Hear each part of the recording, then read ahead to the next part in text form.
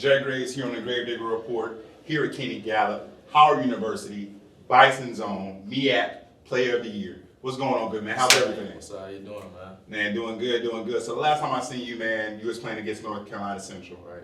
And you just was out in Vegas not too long ago getting that MEAC Player of the Year conference. And it seems like as of right now, you went ahead and you returned for your senior year. Correct. Tell us a little bit about that, man. Well, first and foremost, I just want to say, how blessed I am for, just winning the award. There was a lot of great players in the MEAC, so it was just a blessing just to win that award, go out in Vegas, get that experience. And just me coming back, man, just the program, and I just love Howard.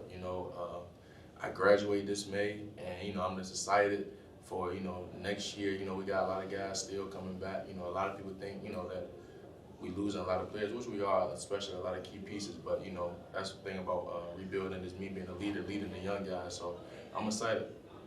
No, so it seems as if that there was a lot of money on the table, man. Right. You didn't have to return back. Right. You didn't have to come back to Howard. There was money on the table. You could have went to the NFL draft, Right. and you also could have transferred into the portal, Right. and also say, hey, you know what, I'm going to another school. Right. I know schools wanted you.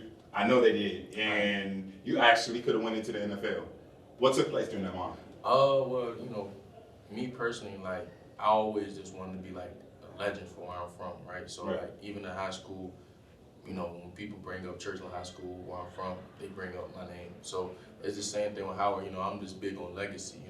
Always different. I never really been a follower. I never got into other people's ways and seeing what other people doing. I would just worry about myself, and Right.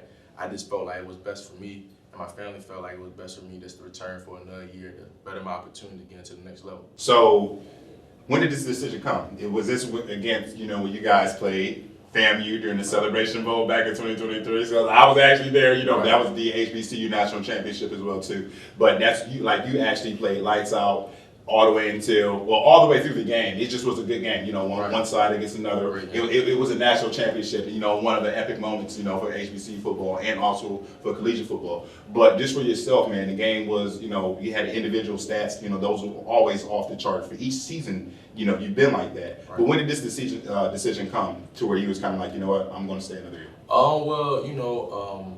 I'm not gonna lie, it was just, a lot of people, different training facilities, different agents, hitting my phone, asking me what I'm gonna do. And I was always focused on, okay, I'm focused on the season. One thing about me, if I'm locked in, I have tunnel vision on that one thing I'm locked in on. So it was definitely, my decision definitely came after the Celebration Bowl, of course. I just sat down with my family, sat down with some mentors, guys I look up to, and it was just the best decision for me just to return back to Howard. So.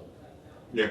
How has Howard played a role with his support with your athletics? Because we know as of right now, Howard University, the HBCUs, Howard has actually been, great as far as with athletics, academia, Right. But they're doing some real great things with their athletic programs Correct. across the board. How has the support been, with you being this All-American, you being this MEAC Player of the Year, you being this star for the school? Right. The support been great. One thing about me, I'm a humble guy. So all the, oh man, Kenny, I don't respectfully, I don't be wanting, because like I said, I'm still that kid that think about, Howard was my only school that offered me. So I still look at myself as the underdog, so really, but the support been great, man. You have fans that support all the time, show love through social media. Right. And then it start off with the leaders at Howard University. Athletic director doing a great job upgrading the program.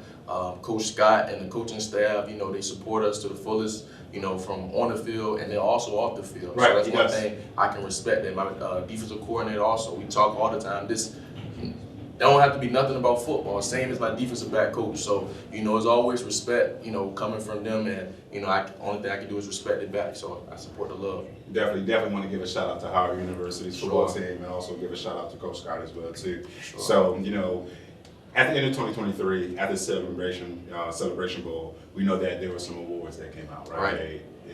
This award was very hefty. It was stating that, you were and you are the #1 defensive back, HBCU football, perhaps in college football, just in general. And this was the Aeneas Award, or Aeneas and Williams Award. How do you feel about that? And it was a blessing and honor.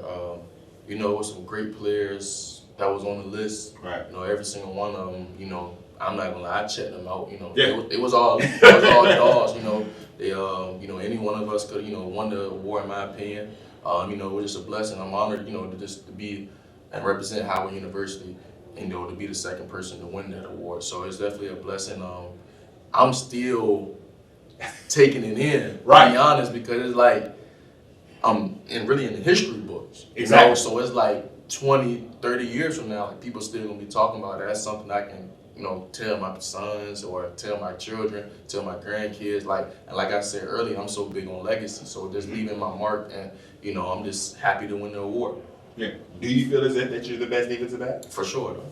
For sure. Why? That's it just me. I just feel like I can do a whole lot of things on that field, man. And then really just also communicating with my teammates, getting my teammates lined up. Like, there's a lot of things to win that award, but I definitely feel like I'm the best player. Like, that's just my mindset. You know, that's my mindset. Every game I go in there think I'm the best player in the field. You know, everybody, you know, put the pants on just like me. So that's my mindset, whatever. So what can we expect for this fall season for 2024? Man, it's gonna be exciting, man. You know, I know I'm gonna give everything I got, of course, but just another year of me growing. You know, right. Actually getting a chance to like learn my keys even more. Just me being an experienced vet now, and it's, you know, I'm not going to say it's gonna be easy because it's not gonna be easy, but I'm gonna know a lot of things. Exactly. You know, I'm much smarter. I'm gonna be more faster, more stronger. So it's gonna be exciting, man. I can't wait. So when I break down your film, right. It seems as if that you're definitely field general. Right. You stand behind, you know, the other corners when everyone is collaborating. You know, you're kind of like, hey, putting defensive players into their positions. Right. Is the game slow to you now? Right. No, that's exactly what it is. So like I tell people all the time, even the young guys at Howard, man, just how important it is to just watch film and just, you know, just hit up your defensive back coach. We have a defensive back coach now that you can hit him up and he'll watch film with you. He'll, you know, draw on the markers, markers and draw on the board. You know, he does a lot for us, you know, help us out. So I'm like, you know, just talk to him. You know, so that was definitely helped me slow the game, and then it makes it easier. It makes me, you know, react more. Okay, he lined up this. Okay, I know what I think he's doing. It's just certain things like that that helps me, and to be honest, it helps you as an overall player. Right.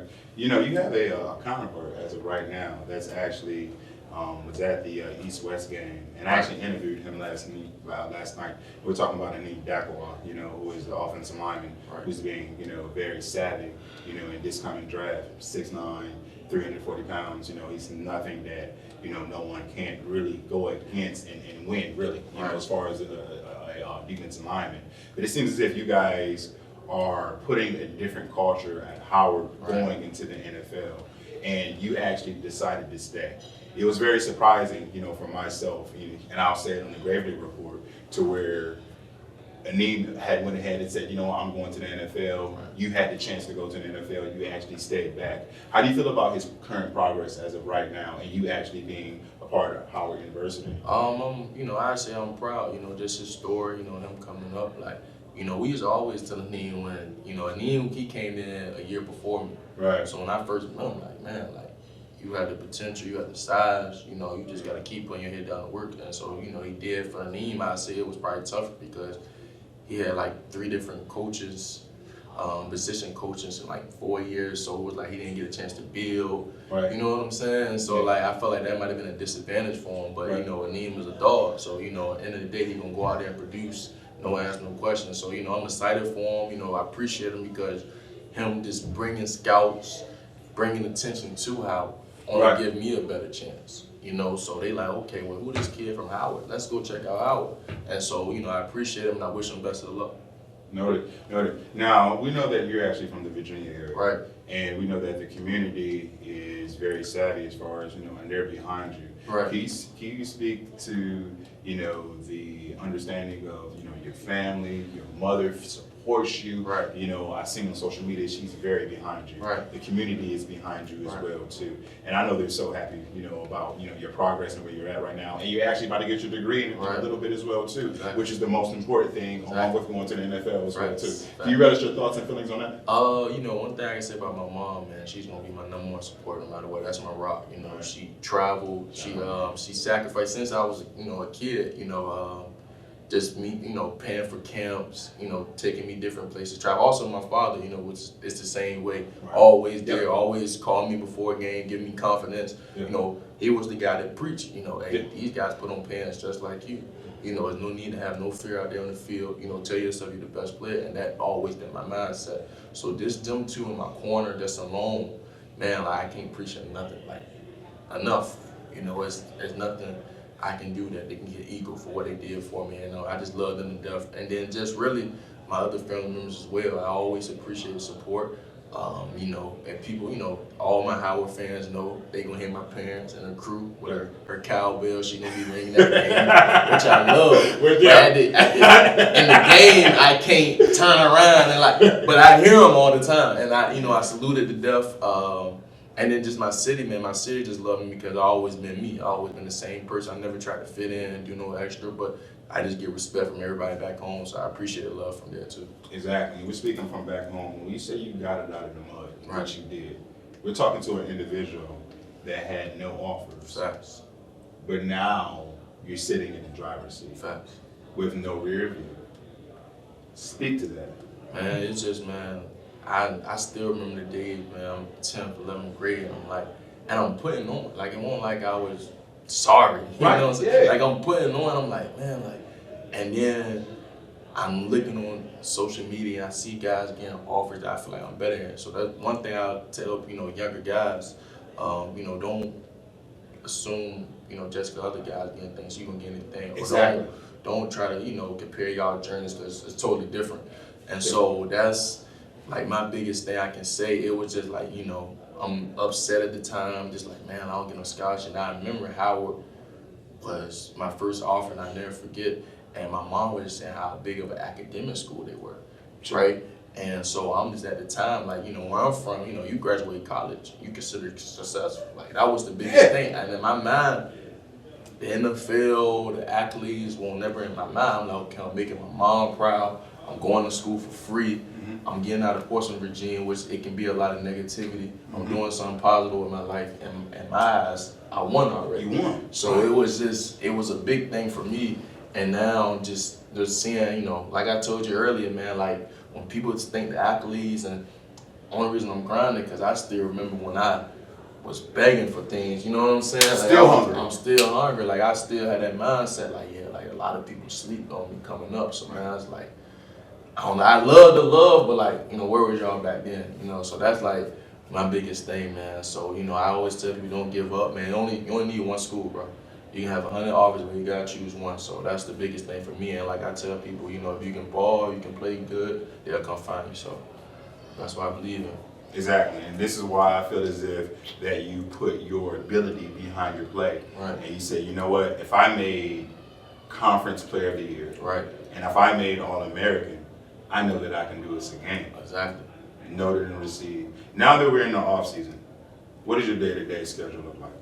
So, of course, morning workouts or, workouts, you got class, and then I'm also doing this extra things. Like I said, man, like I know this gonna have to be like my biggest off season so I can produce well on the field. So just working on, my trainers, outside of, what we got going on at Howard, but then also just working harder than ever inside the weight room. Right. When we doing sprints, like I'm working harder than ever. So it's just, I'm just grinding, focus on school, trying to, finish off so I can get my degree.